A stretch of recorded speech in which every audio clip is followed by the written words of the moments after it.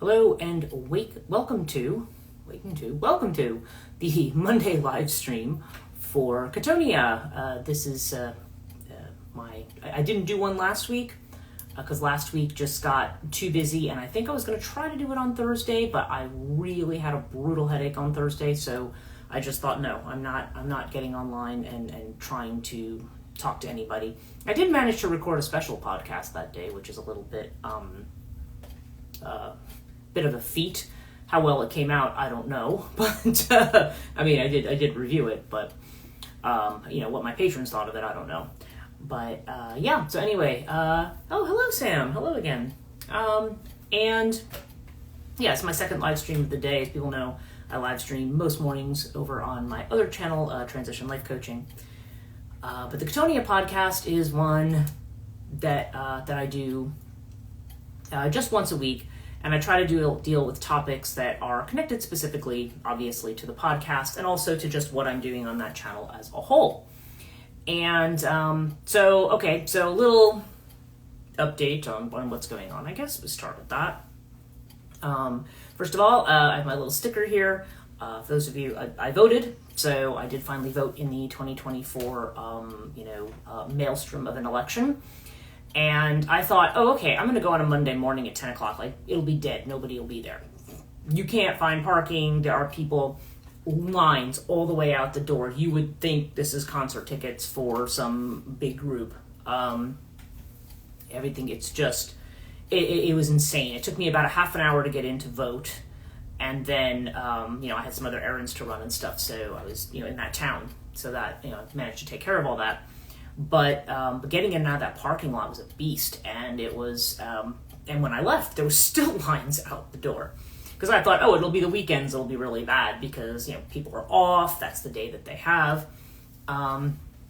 We were kind of wondering, everybody's kind of talking to each other online. They're like, so will anybody actually show up on election day? We're like, yeah, maybe they'll have this all decided before election day, and everyone's like, yeah, wouldn't that be nice?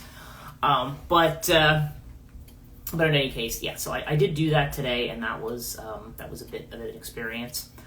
So I'm glad that's done, and I'm hoping that means I'm going to stop getting 8 million texts asking me for money. Somebody had said to me, and they said it to me again online, there's a guy in front of me, he says, oh yeah, I think that once you do that they stop texting you once they see that you voted. And I'm like, well, good, so hopefully that will be the end of the text messages. I don't care which party it is, I don't want text messages. Text messages are for people that I know. When I start getting text messages that I didn't sign up for or didn't ask for, I find it extremely annoying. So, So anyway, so I took care of that. This week, I did have a new podcast that just came out, and it is on storm hags. It is on the storm hags of... I think I talk about the ones from Ireland. I talked a little bit about the Kyloch. I have done another podcast on the Kyloch, so I don't want to talk so much about that. Because the Kyloch, of course, is the term for hag or old woman that can refer to everything from the Hag of Winter to nuns. So it's a term that's kind of ubiquitous in Ireland, but and in Scotland as well. I think there's but there tends to be these storms that will show up very, very suddenly. Like there'll be a calm, and then the sailors will be out, or the fishermen, and then all of a sudden the storm will come up. And not only does it necessarily threaten the land, but obviously it threatens anybody on water. And I think the main focus, though, was the Lake Erie storm hags. I told stories kind of from both sides of the Atlantic. And I do wonder if some of those stories actually are carryovers, because a lot of people who emigrated into Canada and to northern parts of the U.S. Were probably from Scotland or from the Highlands or from Ireland, from those places. So I don't know if it's a carryover myth. But Lake Erie has a very famous storm hag. Oh, that was weird. I think maybe a car went by, because I just had the sudden flash of light in front of me, and I was like, that's weird. It's not nighttime, so I assume somebody went by. So that is, so I did that podcast. And like a lot of podcasts I do, it's not scripted exactly. I have notes. I have kind of a rough outline of what I want to cover and in what order. But I find myself kind of navigating it as I go along and seeing what comes out of it, really. One other thing I did want to mention, by the way, before I jump into this subject, This whole week I'm going to be doing some promotions of Chthonia books, so do look out for those. I haven't really done a lot to promote the publishing arm of Chthonia for quite some time because I've been so busy with the ISFM. ISFM, by the way, the Institute for the Study of Feminine Myth, which is at instituteforfemininemyth.org. We did have a class last Thursday that had to be postponed because I think Kate Kinsberry was ill the week she was supposed to do it. She had a cold, and so the next week we just did it the next week, and the seminar attached to that I'm going to be doing tonight for her because she has a conference she had to attend. So I'm going to be giving that tonight, and so I'm kind of prepping for that, and I'm giving my own class actually. The topic that I have is Hecate, Persephone, and feminine initiation myths. So that's going to be Wednesday night. Now, I will say that Kate's presentation on Thursday was like a banger. I mean, it was good. It was really, everybody who was there in the class was almost like stunned by how good it was. Where she was talking about violence in Mexico and violence against women, and the mythical images of La Llorona, and also who was the weeping woman, who we often see the story as being of a woman who... She's with this man. She's not married to him. He's somebody who outclasses her. His family decides he's got to have a proper marriage, but they have children and stuff together. So, depending on the version of the story, well, in all the versions, he pretty much leaves her, and she is so distraught that she drowns her children, kind of in revenge. And oftentimes, this is looked at, as the bad mother kind of thing. But as Kate had pointed out, she says, is it so much that she's a bad mother, or is she expression of the rage of feminine women in Mexico, who a lot of times are not treated like they're even human beings? It's like they're assaulted, they're discarded like trash. And she was showing, some of the protests and stuff. It's really quite a powerful thing in the way in which this is, and the fact that and worship of Santa Muerte, and the way in which this. Puts us in this space of like instead of looking at it as an image of she's a bad mother and this is a cautionary tale, it's more the sense of, well, this is what you do when you push women to the point that they don't have any other options. When they're defined by their relationship to men, when public spaces are occupied by men, when they're only allowed to submit and occupy domestic spaces, what happens with all of the pent-up rage and so forth that's there. Because when you try to stifle a person, when you try to stifle a woman, it doesn't matter. That's a kind of a thing that's going to come out one way or the other. It may come out passive-aggressively. It may be something that the woman takes out on other people around her via projection. Lately, it's resulted in what a lot of men seem to feel is like a huge backlash, but again, I mean, we might talk about that as an extreme, but you will still see lesser versions of this in other places, and so it was a very, very powerful kind of a lecture, very emotional, and for some people it might have been as Kate said at the end of it, because this is a lecture that's hard for some people to take, just because of the material that's covered, especially if people have any experience with that in their own lives, whether they're Mexican or not. And so that recording is available. People have asked whether or not the recording's available, and people who don't attend the lecture, I do make the recordings available for sale on the instituteforfemininemyth.org website if people are interested. Now, in the fact that I'm going to be doing Hecate and Persephone this week, I want to actually get the Hecate Part 1 and 2 and the Persephone podcasts that I did previously, but pulled because they needed to be re-edited. I would love to get that editing done between now and Wednesday night, just so that people can, not only students, but other people potentially can re-access that material. The Hecate one, I had like 25,000 views, and then I pulled it, which is probably, from a YouTube's like standpoint, is probably not a great thing, but I kind of lost my temper at people who were, picking on the sound quality of it, or the quality of my voice, or, and it wasn't edited, and there were parts of it that did sound kind of annoying, to be fair, but I was just like, fine, if you can't focus on the content, then screw it. I just took the whole thing down. I took a whole year's work down, and people were very upset that I did that. But I do want to put them back, but there hasn't been a high priority because I've had so much other stuff going on. And it just seems like every day I'm like either recording videos, preparing classes, or doing things. So I've decided Thursday, which is Samhain or Halloween, is going to be my day off. We had trick-or-treaters last night because in my town they do it that way. They say, they do them. They say, oh, trick-or-treating is officially on a Sunday. And I'm like, okay, we never did that growing up. But, anyway, that's what they do. So did have some trick-or-treaters last night, not too many. But that's fine. It was enough, and they didn't interrupt my class last night because I gave my last intuitive development class that I do over on my other website, transitionlifecoaching.net. I gave that class last night, and so now I'm kind of done with that series for Sundays. I'm giving myself Sundays to just take clients for the next month. So so I'm going to be, and then I'm going to jump into some other classes. But yeah, so that's kind of everything that's going on with Chthonia. Anybody who still wants to join in, I do have a couple Patreon people, 2 or 3 Patreon people who want to join in.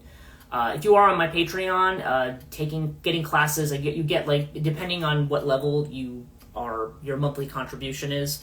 I think at the $5 level, it's 2 classes. At like, $15 level, it's like 4, $15, $20 level. It goes up, because I think I have people at the $5, $10, and $20 level. And at the $20 level, probably other than the project, someone could take an entire semester. They can do that. So, so I have that for people who have been on for a certain period of time and have given a certain amount of money and have stayed on. They can take some of these lectures for free. And so I have a few people, but if other people want to join in, there is still the audit option for just and I try to do audit for 2 weeks. Otherwise, I tell people you can buy the recording afterward.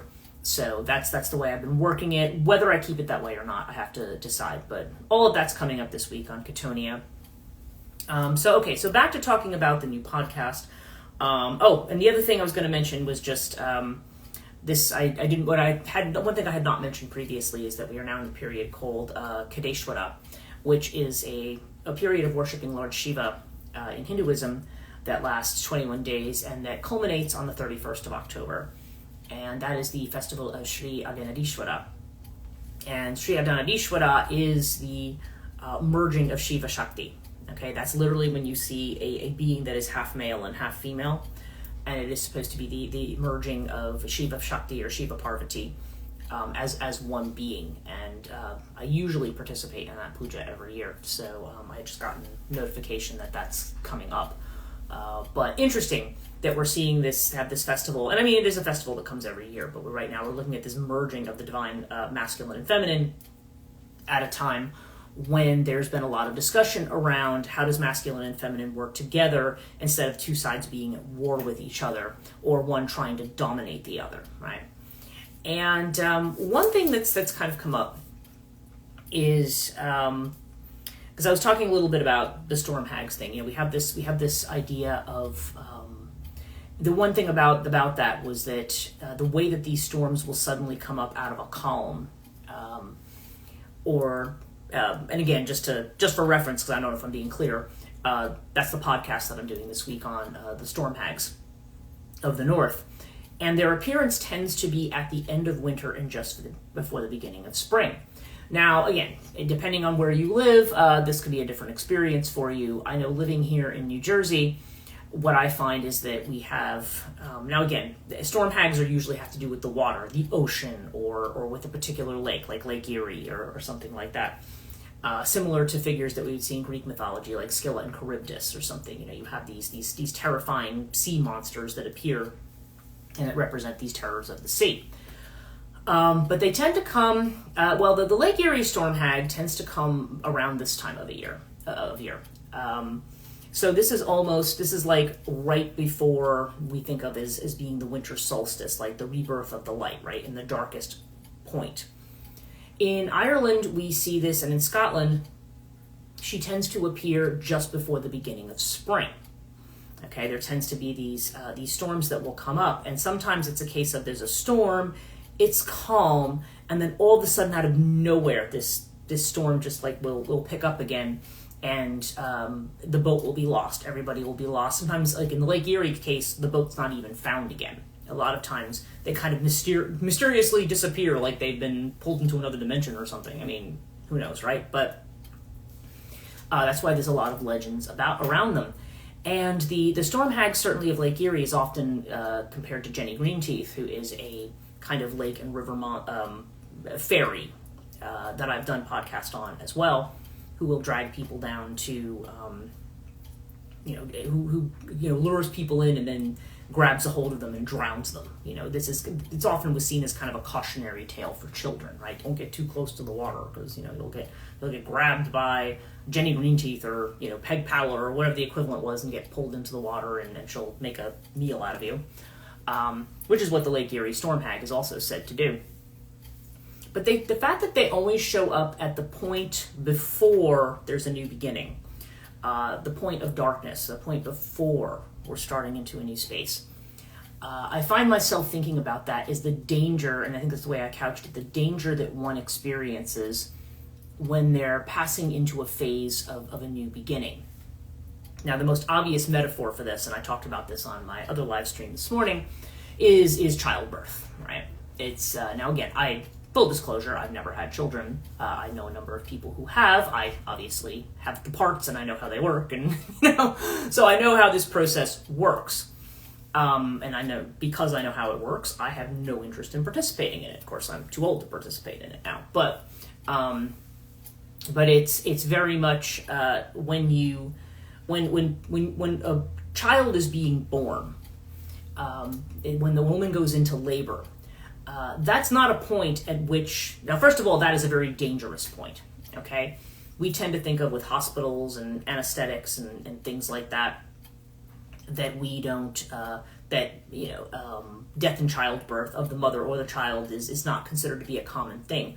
But it happens more than people think. It is still a very dangerous period of time. Now, I know my niece-in-law, when she gave birth to she's had 2 children now. One of them she had by IVF, and the second one, sometimes that happens, and the second one just comes naturally after that. But I remember her saying with the second one that they gave her, like, the epidural early, and where they gave it to her, she said she literally did not feel labor at all. Like, she gave birth, and she was like, it was great, I didn't feel anything. The baby just came out. I was like, well, that's great. But typically speaking, and most women I've talked to have said, that's not been my experience, even with the epidural. So, depending, I guess, on what you have as part of the birthing process. And then, of course, there's births where people have, like, a doula, and they give birth the old-fashioned way, where a woman squats down rather than has her legs up in the air in a completely, gravity-contrary position to actually giving birth. But that's a whole side subject as to obstetrics and how that came to be a thing.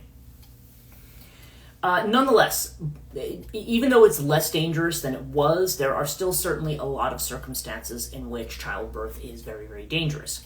And if you think about the process of labor and what a woman has to go through, again, some people have childbirth very easy. The baby comes out really fast. Other people, I've heard of people being in labor for 2 days. It is a very exhausting and it's a very brutal process on the female body to give birth, right? So it's dangerous. So I always feel like this almost hag imagery is almost, it seems to represent to me that point of view where you are in the throes, in the dangerous throes of giving birth to something that is coming out that is very fragile. Okay? When you give birth to a child, the child, is fragile, it's helpless, it needs care. And when I think about the idea of spring, you have, before the start of winter, which you could argue is the beginning of the return of the light. Okay, so you could see this as a period of darkness beforehand. Or even if you want to think about the beginning of spring, before things start to grow again after winter. Either way, you're talking about a period of time where there is danger of death, where there is, it's almost like this force that comes up that can be threatening before the thing has actually come into being. And so I feel like that has been, it's been even a theme for the people who are my clients on the other side of the house, this idea that we're going through a tremendous amount of change just as a society, whether you want to look at it from the astrological perspective, whether you're looking at it more in terms of the collective wisdom or the changes in culture.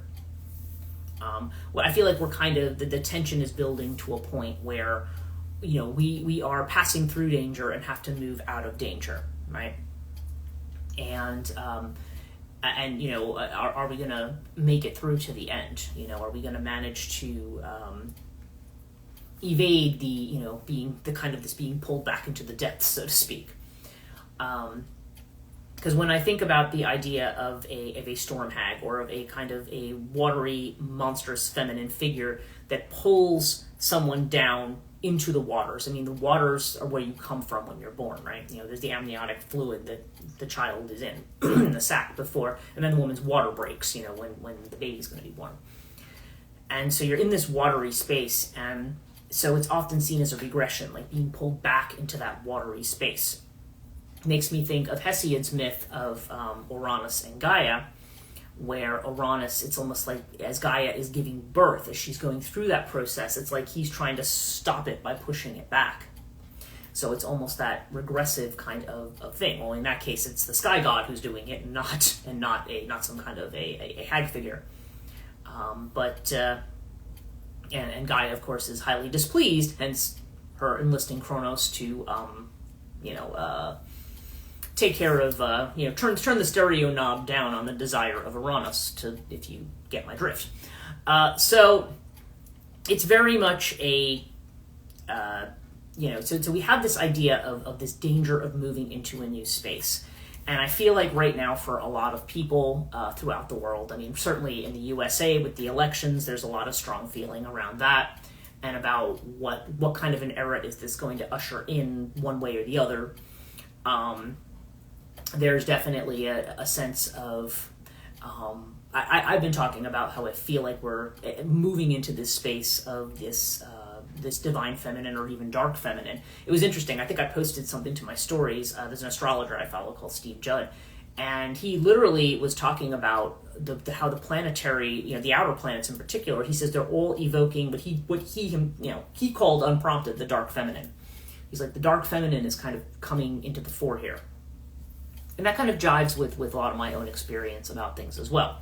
Now, obviously, that's not the academic side of what I do. That's more about my, personal experiences, what I feel my personal communications are, and so on and so forth.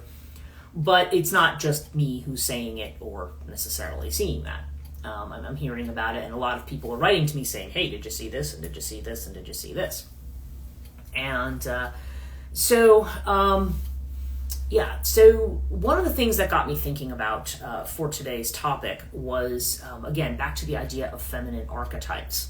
And what does it mean when a feminine archetype dominates, or at least becomes constellated, becomes part of the what we see?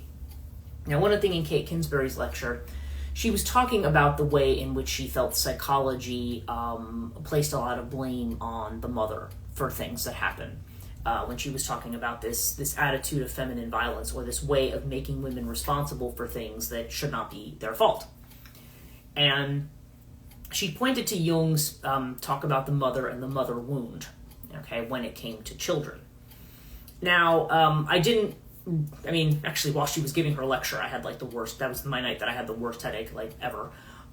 So I didn't, and plus, I wanted her to talk about what she wanted to talk about. So it's probably going to be a topic I bring up in my seminar tonight on it. But the thing about the mother archetype, like any archetype, is that it is a projection.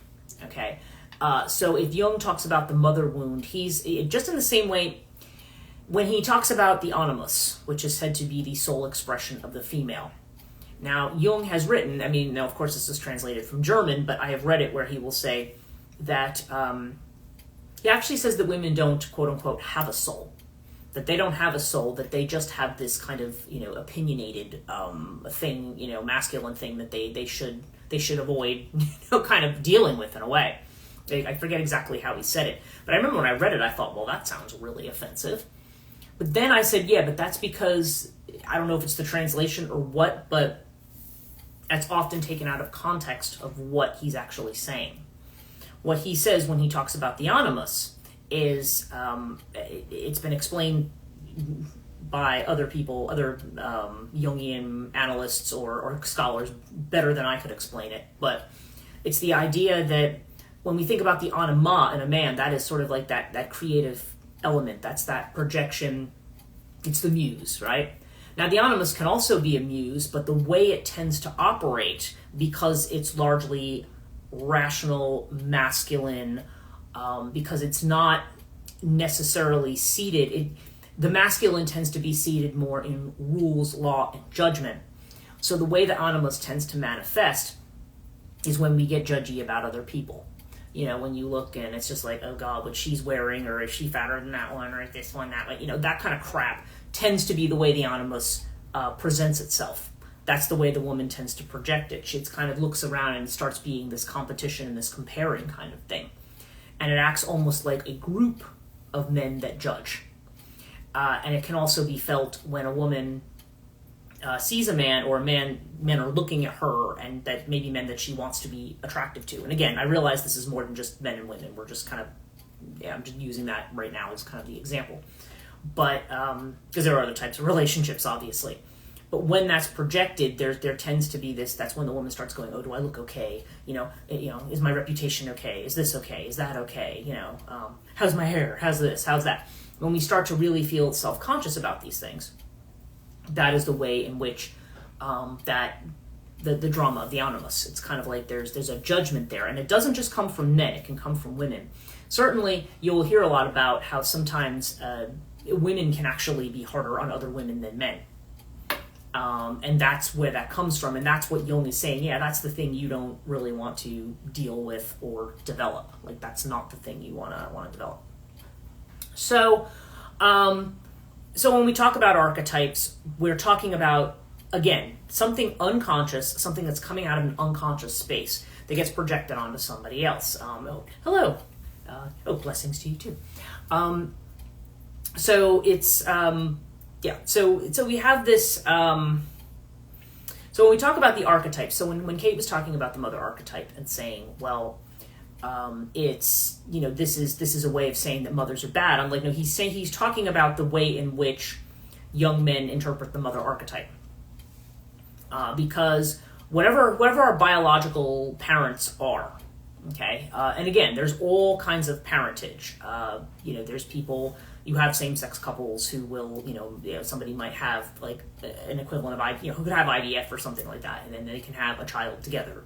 There could be somebody who's a donor and so forth. There's all kinds of families and all kinds of ways that this can happen. So the question is, who acts as parents for you, right? Whoever they are. And the thing is, he's saying that we have this unconscious idea about what parents are. That's what the archetype is. But it's not something that we consciously know. It's something that comes out of the collective soul.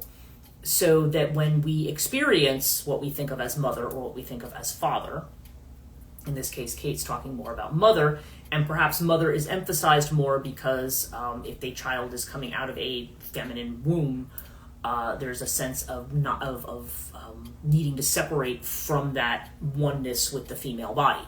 Okay, that's sort of the biological component of it. But whoever is mother, in quotes, what gets projected onto mother is something that's archetypal, and archetypal content is unconscious. It's not something, we don't know it until we see it, and then we only see it in projection on other people. And we don't know that's what we're seeing. We just know there's certain traits and qualities or something that we kind of get from that. So when you talk about a mother wound, Jung doesn't express it very well, to be completely fair to that assessment of it. But the problem is that the mother archetype it's something that's projected, and like all archetypes, it's not something that any human being can actually ever live up to. Okay? When you fall in love with somebody, people project their soul archetype onto the beloved, right? But the beloved will never meet up to what the soul archetype is. That's why oftentimes you'll have somebody who's a muse who might not ever be somebody's partner because they're really they're representing something distant that can't be touched exactly.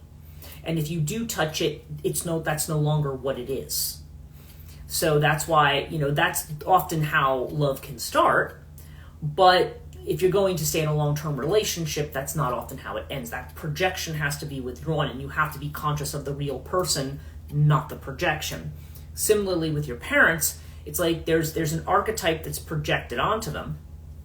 And it's not something anybody does consciously. There's no controlling it. Archetypes are autonomous. We don't control them. And so we have an image of what that is, and then there's a matter of how the human being who is in that role lives up to that image or not. Okay.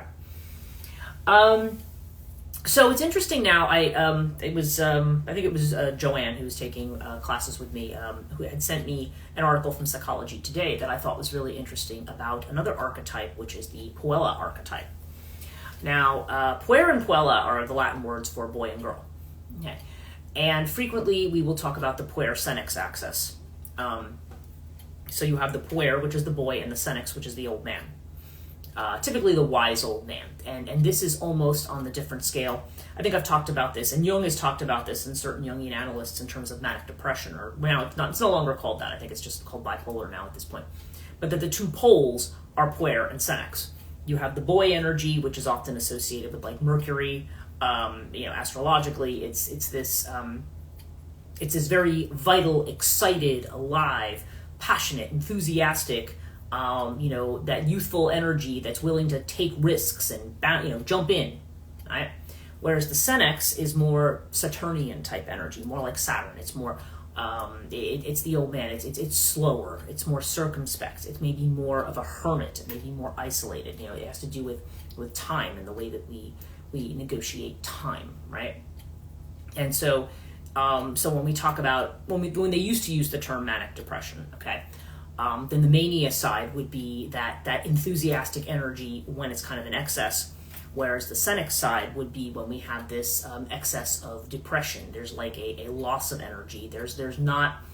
It's a quieter, less active kind of an energy that may be more, which again, it's not that it's a negative energy, but those are kind of the negative manifestations of it that can manifest when somebody is kind of between these two states where they may go into something like a mania and then also then fall into a very, very deep depression. So that's often the way the axis has been described. But it's not, the Puella archetype is not really talked about because everything always tends to be defined in terms of the masculine. I think I had talked last time about, or maybe I talked about this on my podcast. I'm sure I've talked about it here before, about Carol Gilligan's In a Different Voice and the way in which masculine and feminine thinking tend to manifest. Masculine thinking tends to be very logical and very rule-based, like what we do within the parameters of the rules. The feminine way of thinking tends to be that old, Captain Kirk, I want that third alternative, Mr. Spock. I mean, the feminine way of thinking is more like, well, why does this just have to be you making choice A and B? Like, why isn't there a third choice? The example given was always Heinz's dilemma, the idea of, it was a theoretical problem where Heinz's wife has cancer and she needs medicine to live, but he can't afford the medicine, so does he let his wife die or steal the medicine? Like, that's the way the choice is presented. And the women are like, well, are those the only two choices? Like, you can't, raise money, or, I don't know, can they get on a payment plan with the pharmacist? Can they, is there some other thing that people can do? Can people, get together? Nowadays we do a GoFundMe. Can you do things, that it's not just, either you do the illegal thing or you let your wife die. Why is that the ethical dilemma? That seems like a very extreme one. But again, back in the 50s, that feminine way of thinking was rated as more immature. I mean, that is the way that it was construed, and it's just it's not immature. That's thinking outside the box. And we keep talking about moving into this space. Again, if you want to get astrological about it, out of this Pluto and Capricorn space, more into the Aquarian space, and at least one aspect, other than the technological aspects of the quote unquote Aquarian age, is that it has to do with thinking differently, doing things differently. And Aquarius is 11th house, so that's more about how you network with people, how do you work with people. It's even though it's an air sign, it's more quote-unquote feminine in the sense that it has to do with how we work together rather than how we work as individuals, okay? I mean, it's not that our individuality goes away, but it's just how do we support each other? How do we help each other rather than, be in competition and say, who can I step on to get what I want? That kind of energy. So this article on the Puella archetype was interesting, and I brought it up, and I just was going to read a little bit of it. And Psychology Today, of course, is a very accessible. It's not one of those psych journals that's written in very technical language. So I'm just going to read a little bit. This is an article by Jessica Schrader, and I think what is the title of it? It's actually called "The Girl Archetype Influences Energy, Creativity Through Life," and it looks like it's part of their blog. And so she says, follow your passions, we're told. Live according to your values. That's all great, but what if you've lost your way? What if life seems meaningless? Exploring this through the figure of the Puella, according to Jungian analytical psychology, you find her as an archetypal, symbolic, and personality aspect. Okay, symbolic, I think, is a little too... I think symbolic doesn't carry the gravitas of it. Archetypal, yes. The Puella is youthful, a charmer, appealing, and seductive, kind of like what we sometimes see with the anima. She represents the energetic, the unusual, and the wisdom of the feminine in her many forms. Harkening back while we look forward, the Puella figure lives out differently in each of us. She leads to creative and innovative expression, pointing to the future. Again, very, very akin to the anima, but this is how the archetype, acts within us. However, when distorted and disturbed, she halts the development of the psyche until these issues are addressed. So, as implied, Puella is girl. It's not woman. It's girl. Okay, this has to do with. This is a youthful energy. This is an energy of. In Greek, we would have talked about it as chore energy, right? Speaking of Persephone, it'd be chore energy. It has more to do with a young girl who is not yet a woman. Okay, it's that kind of that kind of energy that we have. So she says, as a personality, she says there's many facets of this aspect of the personality. It entails a journey from classical Jungian approach to the current day to reconnect parts of the self. And yeah, I would say that archetypes are not a part of the personality. I don't think that's exactly correct.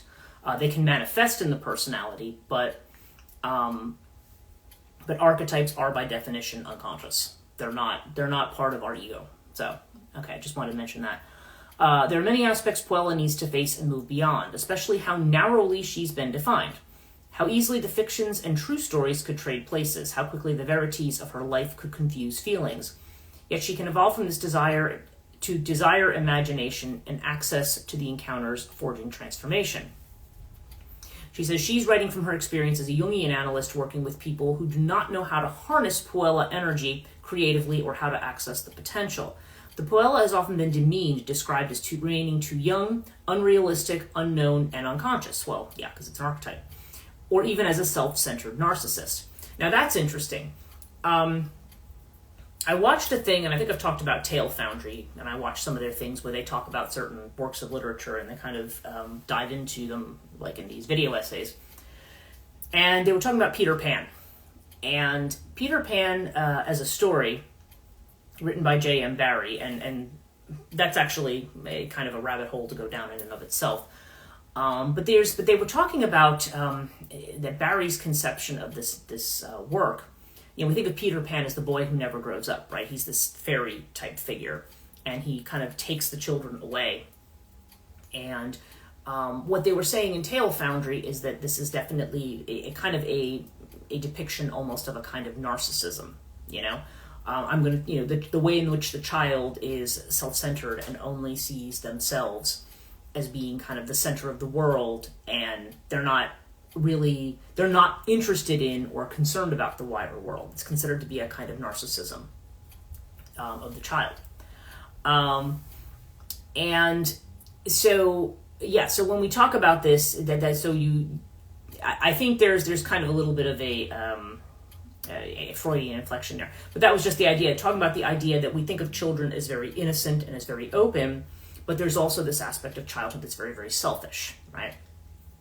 But the question is it really selfish, or is it just that it has not had, it's an energy that needs to expand and has not had a chance to expand yet, so it's only referring back to what it knows. and as you're trying to grow and develop, there is going to be kind of this self-absorption that you do sometimes, you do see in kids, right? So he comments, in the psychology of child archetype, the eternal child is an indescribable experience, an incongruity, a handicap, and a divine prerogative, an imponderable that determines the ultimate worth or worthlessness of a personality. Okay. Now she's bringing in the child archetype. Now, this is an essay that I teach in my myth class. And the child archetype represents, it's interesting, it tends to represent past, present, and future, okay? So all of us have pasts as a child, right? We all started as a child. None of us came out like Athena, fully born. So we start out as a child. And as a child, again, everybody's childhood is different. In theory, childhood is a time of play. It's a time when you're still more in the world of image rather than words. Okay, this is a time when you may be in this space of image, and because you're in this space it's totally nonverbal, but it's less verbal. This is where this is why you have child psychology can sometimes revolve around either play therapy, or it can revolve around like the telling of fairy tales and things, because fairy tales and folk tales speak a language that is still that children can still connect with. We don't connect with it in the same way as adults, because once we've been educated and we're educated in the society and in the rule system and things like that, kids they're learning it, but they're not there yet. Okay, so there's this kind of space that they tend to be in. But when you have somebody who's an adult who dreams about children, like I think Jung gives the example of the guy who's like the really stereotype of the dry accountant, who then dreams about children. It's almost like he's saying, like Jung saw this as compensatory, which, well, again, I'm not gonna dive off into tangents about that. But he would say that this is almost like this is that part of them that is more about potential and possibility and finding that innocent joy and beauty in life in a world which is just, kind of rote, dull numbers, figures, and not about the emotion, not about play, not about pleasure. It's more just about the realities of life and the realities of making money and the realities of all this kind of stuff. Which, and I think all out of us, we kind of have a nostalgia for childhood, no matter what it was, especially if there was a time where you felt you could escape and that you could play. See, that's the element too. People say, oh, well, you're just trying to escape from being an adult. You're trying to escape from your responsibilities. It's like Freud's definition of religion, Oh, you just want to go back and have mommy and daddy. I don't think that's necessarily true. I think it's wanting to go back to a space of wonder. I've talked about Nietzsche's story of from Thus Spake Zarathustra, where there's the story of the camel, the lion, and the child. And you have the camel, who you grow up as a person in society where you are kind of passive and accepting of things and the way that they are. And then when you reach a stage where you feel like you've either been deceived or betrayed or misled or whatever kinds of crisis that we run into, that's when you turn into the lion and you get angry and you start to roar and you start to push back against, like there's a rebellion that goes on there because you are against this being complacent in this space where you feel like there's kind of an untruth there in the narrative. But then he points out you move from the space of the lion to that of the child. And the child, it's almost like getting back to that space again where it's like, okay, you've had the experience, you've had the what we would call the natural literalistic, what I think one of my professors would have called a natural literalism. You've gone through the demythologization process. You've gone through the things I've been told are not literally true, for whatever reason. But then it's like at some point, it's like you almost have a rebirth where you go back and you sort of reclaim things. You reclaim the idea to reclaim some aspect of your childhood because it's a process of integration. You're integrating your positive life experiences and negative ones. It's not just like life is all escapist fantasy, or life just totally sucks and, has no meaning.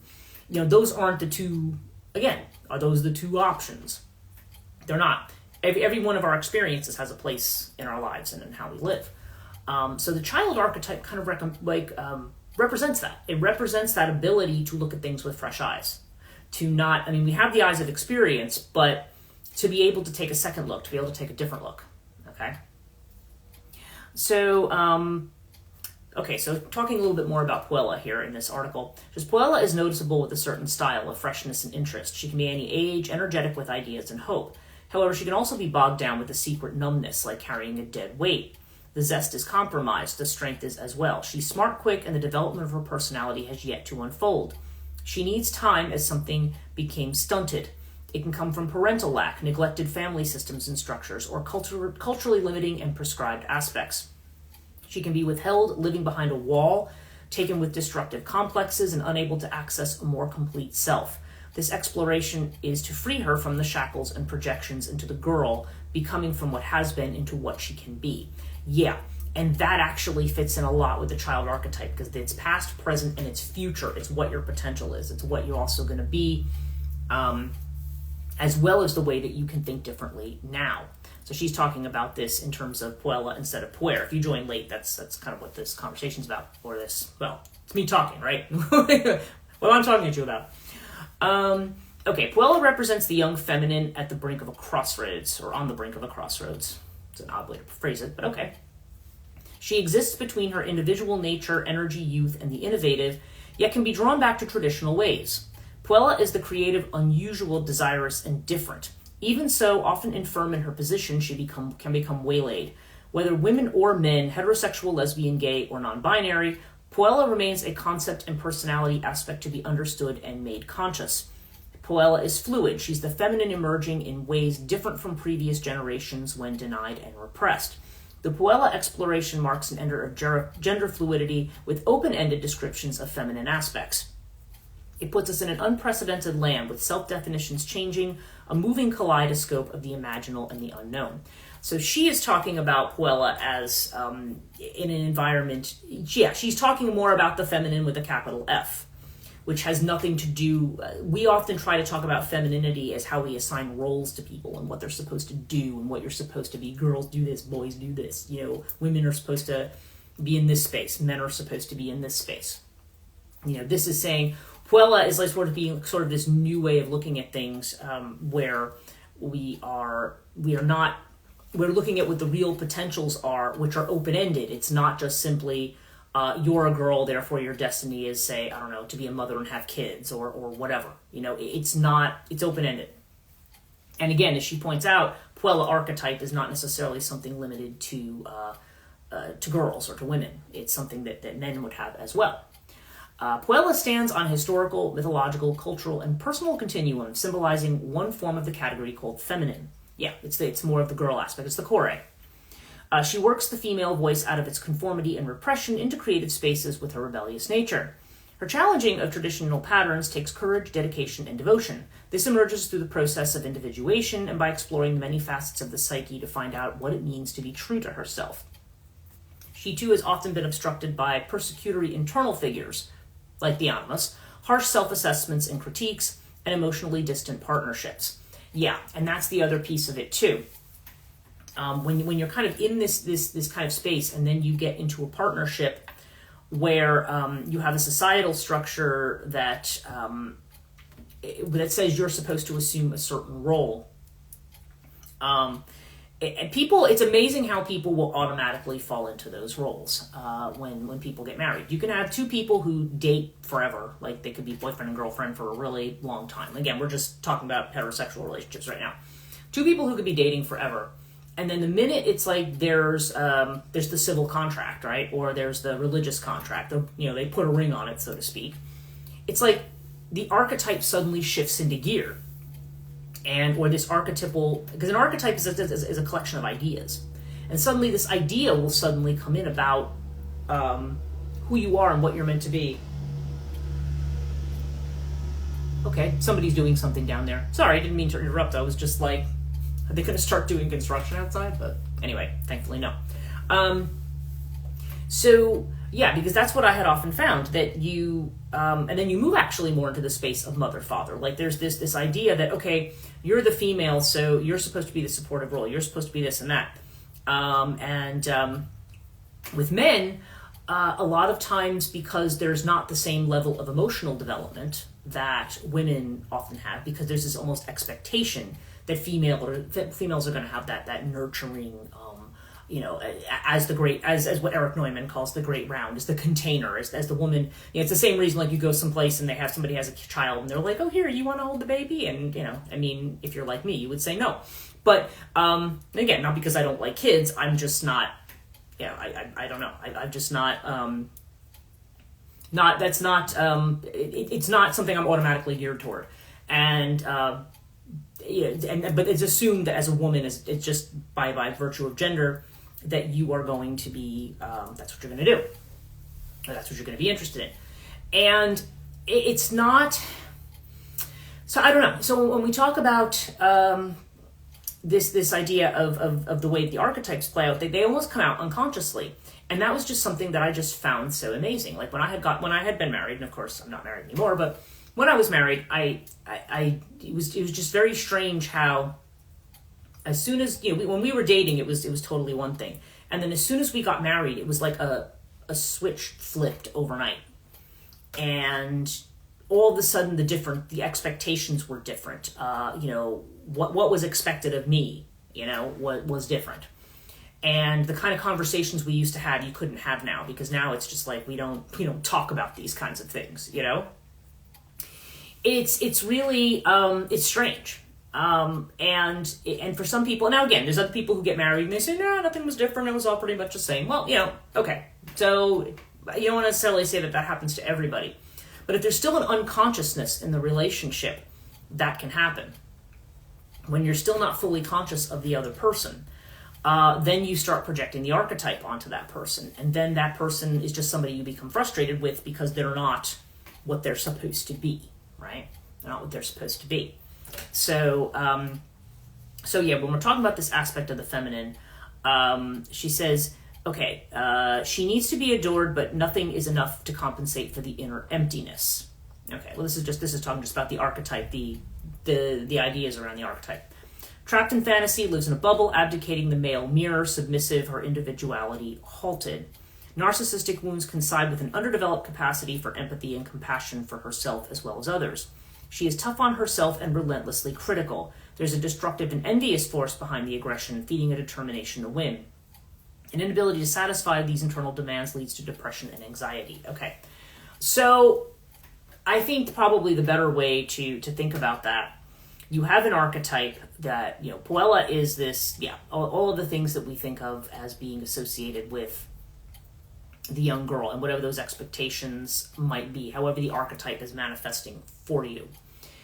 But when you run up against the wall of what the collective social consciousness seems to be, then this can manifest in different ways.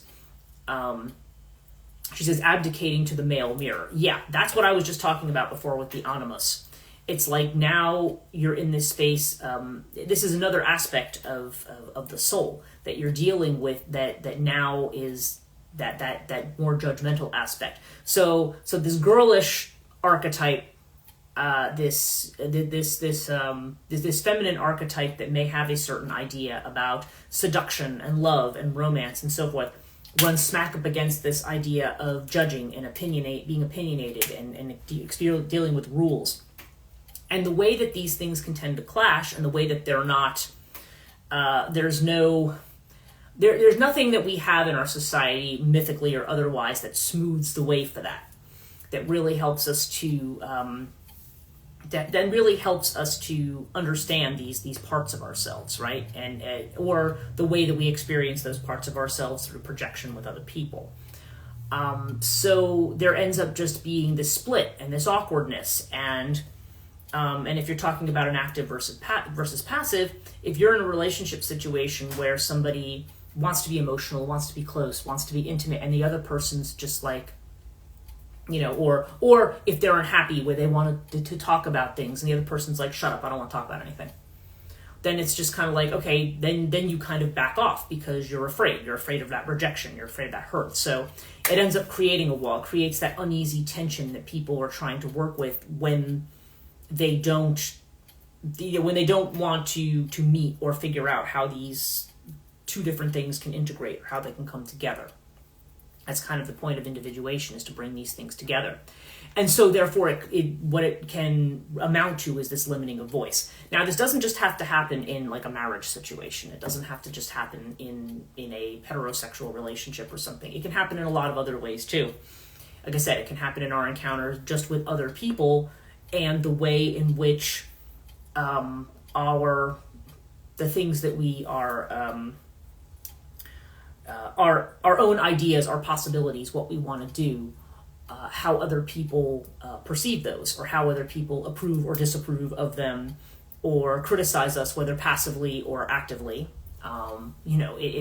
There's different ways in which we sometimes feel like we're not in connection with others, where we're kind of on our own, and if we feel that our ideas are making people disapprove of us or making us disconnect with people, we may either, like I said, sublimate them and hide them and say, okay, I better not show this side of myself to people.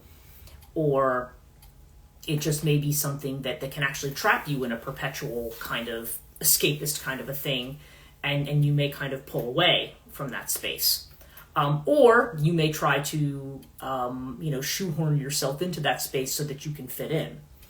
And again, this can probably happen on both sides, but again, this kind of getting back to the girl, she says, this writing here, she says, aims to rescue Puella aspect from the past, where the personality aspect has been treated as though being a girl is an indication of stunted growth. Literally what I said at the beginning about Heinz's dilemma, and how female thinking is considered to be a full level, less mature than male thinking, right?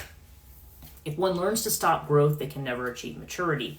Because she is rendered inadequate, the word girl has been associated and synonymous with growth interrupted.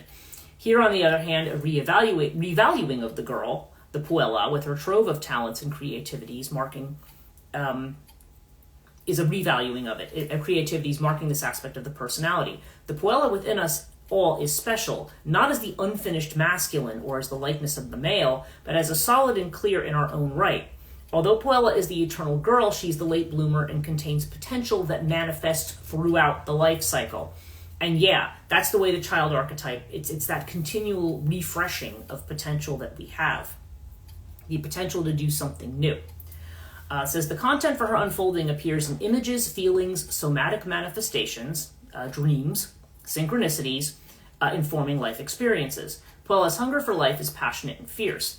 However, many have lost certainty of what it is that they love and what brings ecstasy and joy. And I talk about this, if you're on my other channel, I talk about this all the time.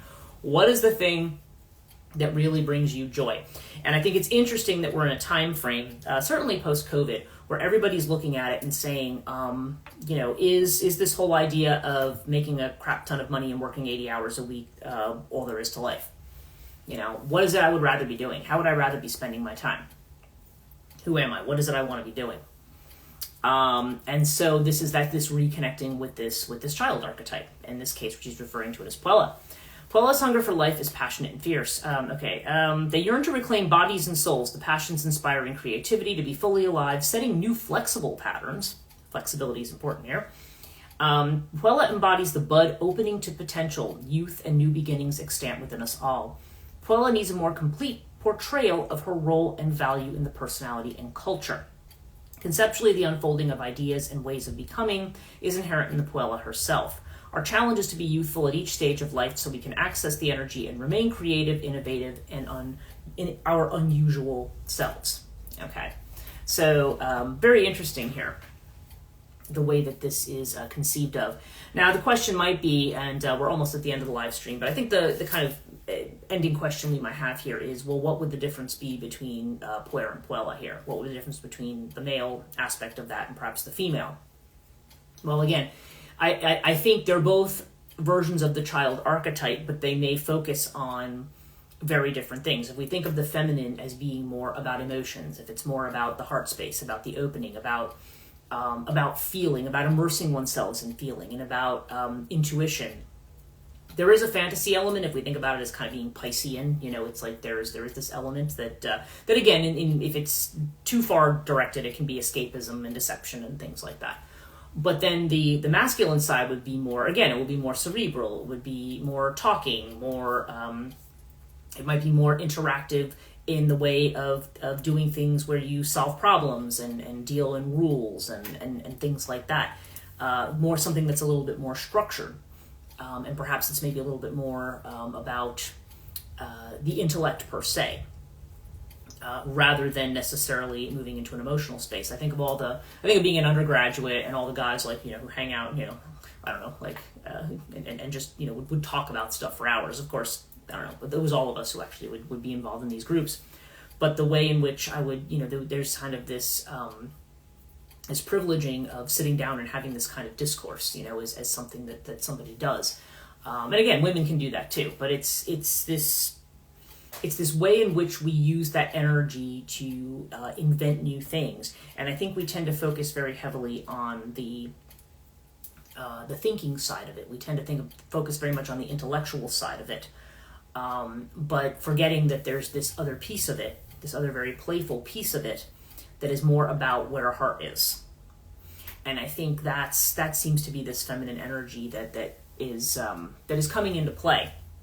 Not to replace the other, but to kind of be in balance with the other. So it's interesting to see how these kinds of archetypes are shifting and projecting. And I feel like, I just feel like there's a whole lot in the cultural narrative that's really pushing now towards, can we do something, what do we want to do that's new and fresh? Why do we not want to do things? We don't want to do things, doing things the same old way, adhering to the same old labels and categories and stories and so forth is not doing it. It's not that we always have to throw the old stories away, but they may need to be rethought. Well, hence the whole point of the school that I've opened is just, to how do we think about these things and how do we think about them differently? We talk about the way that they have been thought about, and then it's just kind of like, okay, well, what does this mean to us going forward?